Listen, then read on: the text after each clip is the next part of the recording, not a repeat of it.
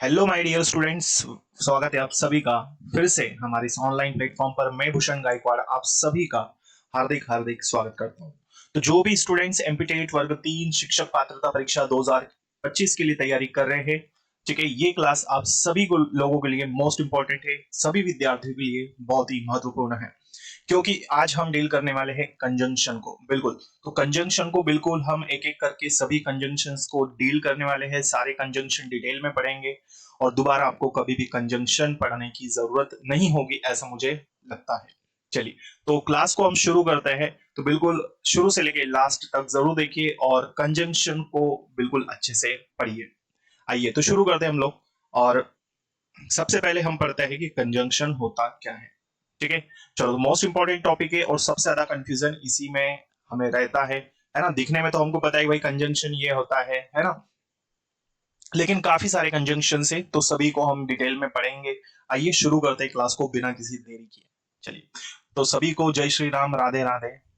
आइए तो करें, इस क्लास स्टार्ट करें। चलो, तो मैं बात कर रहा हूं कंजंक्शन होता क्या है ना। भाई कंजंक्शन को हम बोलते क्या है, पहले तो ये चीज है। ठीक है, तो कंजंक्शन होगा क्या, पहली बात तो यही है। बिल्कुल सही बात है भाई, कंजंक्शन होगा क्या, पहले तो हमें यही पता होना चाहिए, है ना।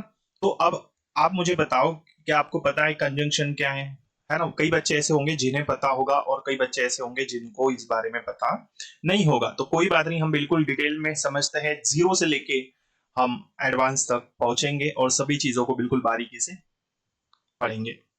चलो, तो मैं बात कर रहा हूँ कंजंक्शन की। भाई कंजंक्शन होता क्या है, तो कंजंक्शन का मतलब होता है संयोजक। ठीक है, तो कंजंक्शन किसको बोलेंगे हम लोग, कंजंक्शन हम बोलेंगे संयोजक। ठीक है, तो ये हिंदी में शब्द है। तो हमको इतना तो कोई इंपॉर्टेंट नहीं कि भाई हिंदी में क्या होगा, लेकिन फिर भी पता होना चाहिए, तो इसको हम कहेंगे संयोजक। क्लियर है।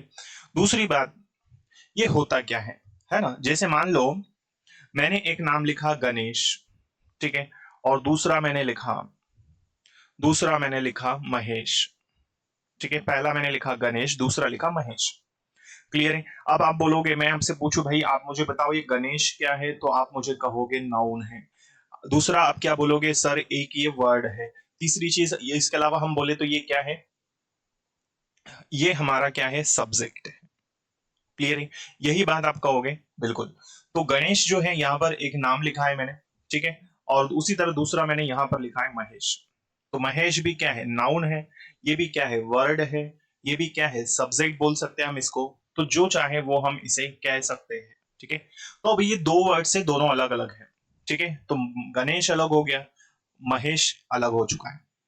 अब लेकिन मैं इनको ऐसा लिख दूं, इन दोनों के बीच में मैंने लिख दिया एंड। क्या लिख दिया बेटा, एंड लिख दिया।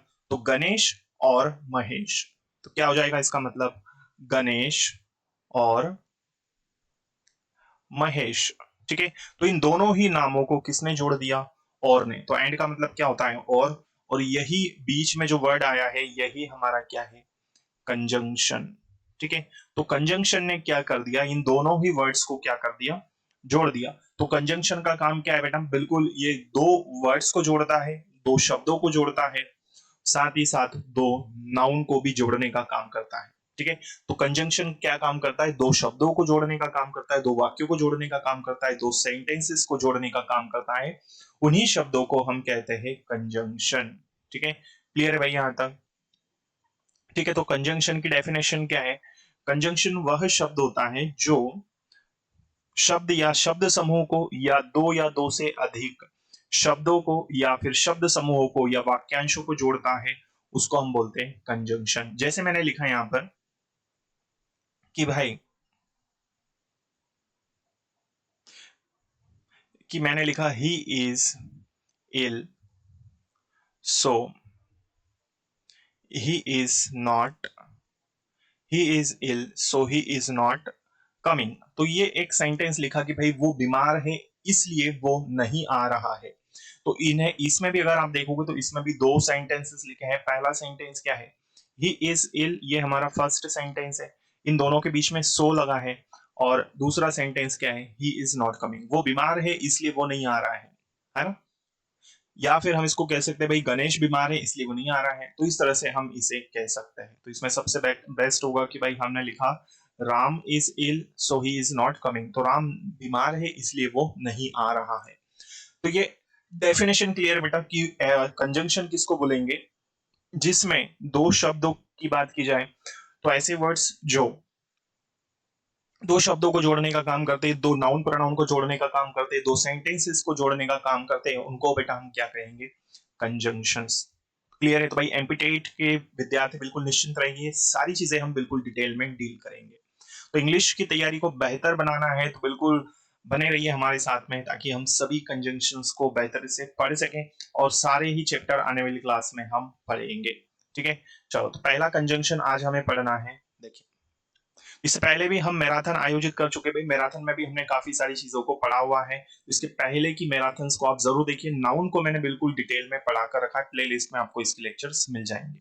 ठीक है, चलो क्लियर है? नाउन हमने पढ़ा है, प्रोनाउन भी मैंने पढ़ा दिया है, और प्रीपोजिशन भी हम कंप्लीट कर चुके हैं। चलो तो आइए पढ़ते हैं पहला कंजंक्शन, द सेम दैट। तो भाई द सेम दैट का मतलब क्या होता है? देखो, तो पहली चीज इसको याद रखना है कि द सेम और दैट, तो ये पेयर है। ये क्या है बेटा? पेयर है। तो दोस्तों याद रखना, ये पेयर में यूज होगा। जब भी द सेम आएगा, ये अपने साथ में डैट को लेकर आएगा, तो ये पेयर है। तो the same dash dash dash that. ठीक है, ठीक है, तो इसका मतलब क्या है? The same dash dash dash that. अब इसका हिंदी क्या हो जाएगा, ये भी एक सवाल है कि भाई हिंदी में क्या होगा सर। देखो, तो इसका मतलब होता है वैसे ही जैसे कि। ठीक है, तो इसका हिंदी क्या हो जाएगा? देखो, तो इसका हिंदी याद रखना, वैसा ही, वैसा ही डैश डैश डैश जैसा कि। क्लियर है? तो the same dash dash dash that, इसका मतलब क्या है? वैसा ही डैश डैश डैश जैसा कि। क्लियर है? चलो आगे बढ़ते हैं। तो अब इसमें एग्जाम्पल क्या है, देखो, तो this is the same pen that I wanted, है ना? ये वैसे ही पेन है जैसे कि मैं चाहता था, तो द सेम आया, द सेम के बाद में दैट आएगा। The child wants the same bag that the student had, है ना? बच्चा वैसे ही बैग चाहता था जैसा कि क्या है, उस जैसा कि विद्यार्थी के पास में था। तो ये हमने पढ़ा क्या? The same dash dash dash that. ठीक है, दैट। क्लियर है बेटा? तो the same dash dash dash that, वैसे ही डैश डैश डैश जैसा कि। तो इसको भूलना नहीं है, बिल्कुल अच्छे से याद रखना है। ठीक है, चलिए अगले कंजंक्शन की ओर बढ़ते हैं। नेक्स्ट कंजंक्शन है हमारे पास, चलो आगे सारे कंजंक्शन हमको पढ़ना है, एक एक करके सारे पढ़ेंगे हम लोग, लेकिन जो ज्यादा जरूरी पहले हम उनको पढ़ लेते हैं। ठीक है, ताकि कोई भी आपका ना छूटे। चलो इसके बाद में स्कैर्सली व्हेन, नेक्स्ट कंजंक्शन है स्कैर्सली व्हेन। अब ये भी पेयर में यूज होता है। कैसे यूज होता है? तो ये भी भाई पेयर में यूज होगा। ठीक है, और इसका मतलब क्या होता है? तो इसका मतलब होगा मुश्किल से, मुश्किल से डैश डैश डैश जब, या फिर हम कह सकते हैं तब। तो मुश्किल से डैश डैश डैश जब या फिर तब। अच्छा, ये पेयर में यूज होता है, इसको भी याद रखना। ये कैसे यूज होता है? तो ये भी पेयर में यूज होता है ना? तो जब भी स्कैर्सली आएगा, ये अपने साथ में बाद में या तो व्हेन लेकर आएगा या फिर बिफोर। तो दोनों यूज कर सकते हो, या तो आप बिफोर यूज कर लो इसके बाद, या फिर आप यूज कर लो व्हेन। दोनों में से जो आपकी इच्छा हो वो आप यूज कर सकते हैं। ठीक है, तो scarcely dash dash dash when या फिर बिफोर। मुश्किल से ही डैश डैश डैश जब। तो बड़ी मुश्किल से ही मैंने क्लास स्टार्ट की थी कि क्या है, आप सभी ने इसको अच्छे से पढ़ लिया। ठीक है, चलो तो बिल्कुल सही बात है, बड़ी मुश्किल से ही हम घर पहुंचे कि पापा ने हमको मार्केट भेज दिया, है ना? हम बड़ी मुश्किल से ही, बड़ी कठिनाई से ही हम हम क्या है मार्केट पहुंचे ही थे कि क्या हो गई, दुकानें बंद हो गई, कि तब दुकानें बंद हो गई। तो इस तरह के सेंटेंसेस बेटा इसमें मिलेंगे हमको। तो चलिए शुरू करते हैं, पहला इसका एग्जाम्पल पढ़ना। और देखिए, तो पहला दिया है, they had scarcely recovered from cough when they were attacked with cold. ठीक है, they were attacked with fever, यहाँ पर फीवर कर लेता है, ठीक है। तो बड़ी मुश्किल से ही वो क्या है, कब से ठीक हुए थे कि वैसे तब उनको क्या हो गया, तब उनको फीवर हो गया, तब उनको वो एक बुखार से पीड़ित हो गए। क्लियर है। चलिए दूसरा example, scarcely had I reached the station. Second देखो, second example, scarcely had I reached the station when the train arrived. बड़ी मुश्किल से या कठिनाई से ही क्या हुआ, जब हम मैं स्टेशन पहुंचा कि तब क्या हो गया, तब ट्रेन पहुंची। तो जैसे ही मैं क्या था, बड़ी मुश्किल से कठिनाई से स्टेशन पहुंचा, वैसे ही तब क्या हो गया, ट्रेन पहुंच गई। क्लियर है। तो स्कैर्सली व्हेन। दूसरा, चलो दूसरा जो हमें पढ़ना है वो है वेन एवर, वेर एवर। ठीक है, क्या होता है भाई वेर एवर, है ना, वेर एवर क्या होता है, तो ये भी इंटरेस्टिंग है और इंपॉर्टेंट है। तो वेर एवर का मतलब होता है जहां, जहां भी, या हम बोल सकते हैं इसको, या हम बोल सकते हैं जहां कहीं भी, है ना, जहां कहीं भी। क्लियर है। तो इसको याद रखना है, मोस्ट इंपॉर्टेंट है, वेर एवर मतलब जहां कहीं भी या जहां भी। ठीक है, चलो पढ़ते हैं इसको, समझते हैं क्या है। We can eat wherever, wherever we want. हम खा सकते हैं भाई जहां भी हम चाहे वहां खा सकते हैं। देखो पहला एग्जाम्पल क्या है, पहला सेंटेंस क्या है, वी कैन ईट, हम खा सकते हैं, वेर एवर वी वॉन्ट। तो ये वेर एवर जो है ये हमारा क्या है, इसमें ये कंजंक्शन है। तो हम खा सकते हैं जहां भी हम चाहे वहां खा सकते हैं, हम जहां भी चाहे पढ़ा सकते हैं। क्लियर है, यहां तक चीजें क्लियर है, हम जहां भी चाहे पढ़ सकते हैं। तो इसी तरह से इसका जो मतलब होगा वो क्या होगा, वेर एवर। चलो दूसरा एग्जाम्पल देखो, तो you can study wherever you want, तुम पढ़ सकते हो जहां भी तुम चाहो। तो ये हमारा फर्स्ट सेंटेंस है। सेकेंड यहाँ पर क्या है, वेर एवर, और दूसरा है यू वॉन्ट। तो इन दोनों के बीच में वेर एवर जो है ये क्या है, ये कंजंक्शन है। तो तुम पढ़ सकते हो जहां भी तुम चाहो, या आप पढ़ सकते हैं जहां भी आप चाहे। क्लियर, तो ये वेर एवर है। चलो, तो जो भी स्टूडेंट्स बेटा इस प्लेटफॉर्म पर पहली बार आए हैं, चैनल को सब्सक्राइब कर लीजिए ताकि आने वाली क्लासेस के नोटिफिकेशंस आपको मिल सके। लगातार वर्ग 3 के लिए इंग्लिश की क्लासेस इस प्लेटफॉर्म पर मैं आप लोगों के लिए लेकर आता रहूंगा। तो हर दिन आपके लिए क्लासेस रहेगी, ठीक है। और ज्यादा से ज्यादा स्टूडेंट्स तक आप इसे जरूर शेयर करें ताकि एमपीटेट वर्ग 3 के लिए जो भी स्टूडेंट्स तैयारी कर रहे हैं उनको भी इंग्लिश में अच्छे मार्क्स मिल सके। चलो आगे बढ़ते हैं, नेक्स्ट और क्या है देखिए, इसके बाद में है भाई, देखो वेर इज क्या होता है ना, वेर इज क्या होता है भाई, वेर इज बहुत अच्छा एक कंजंक्शन है ये भी। वेर इज का मतलब क्या होगा, स्टार बना लो भाई, इसमें इंपॉर्टेंट है ये, वेर इज।